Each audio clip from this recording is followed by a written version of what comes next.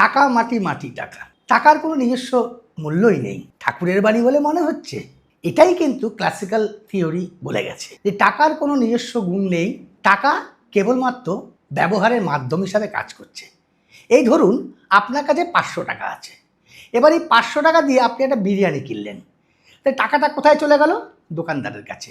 অর্থাৎ আপনার কাছে পণ্যটা দিল এবং এই 500 টাকার বিনিময়ে দোকানদারের কাছে চলে গেল, অর্থাৎ 500 টাকা কিন্তু এখানে ডেলিভারি বয়ের কাজ করছে, আবার ওই টাকাটা আবার অন্য হাতে চলে যাচ্ছে। তাহলে এইভাবে টাকা বাটার সিস্টেমকে ইজি করার জন্য আবির্ভাব হলো। তাই ক্লাসিক্যাল থিওরি বলল যে মানি ইজ এ ভেল, অর্থাৎ একটা ঘোমটার মতো কাজ করছে।